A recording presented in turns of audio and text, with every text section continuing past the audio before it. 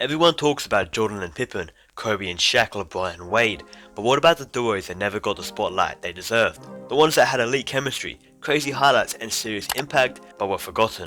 Today we're counting down the most underrated duos in NBA history.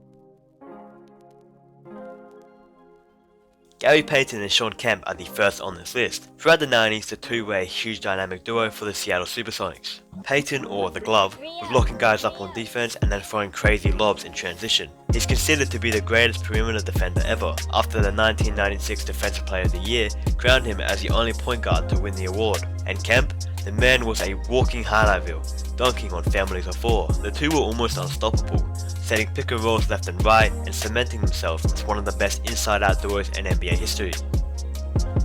But because they ran into a guy named Michael Jordan, history doesn't give them the credit they deserve.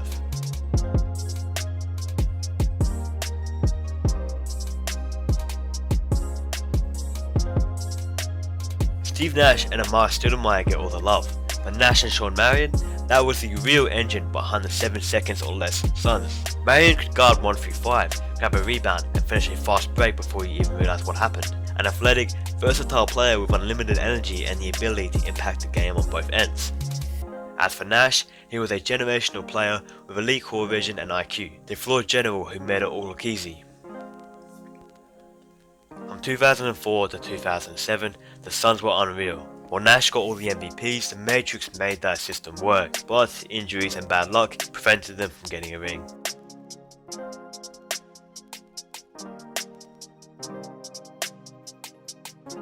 Yeah, the Pistons that year were a complete team, but Chauncey Billups and Rasheed Wallace were the centre of their squad. Billups, Mr. Big Shot, kept the team calm under pressure, controlling the pace and the tempo.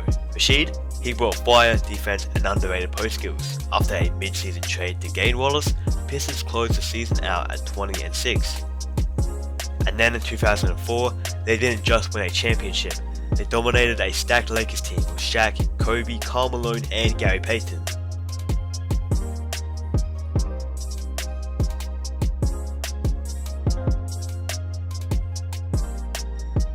In the late 2000s, Joe Johnson and Al Horford turned the Hawks from lottery regulars to Eastern Conference contenders. Joe was ISO Joe, calm, cool, clutch. Horford was a do-it-all big who could pass, shoot, defend and lead. They weren't flashy, they didn't talk trash, but they won. From 2008 to 2012, they made the playoffs every year and had some real battles with LeBron's Cavs and the Celtics.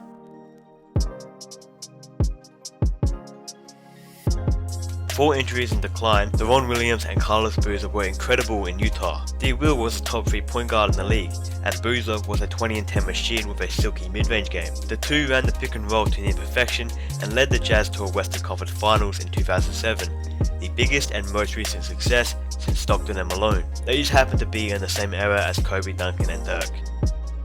Great duos don't always win rings, but that doesn't mean they weren't great. These pairs brought chemistry, style and impact, and it's time we gave them their flowers. If you like this video, consider subscribing, leaving a like and dropping down in the comments which of these duos do you think deserve the ring the most.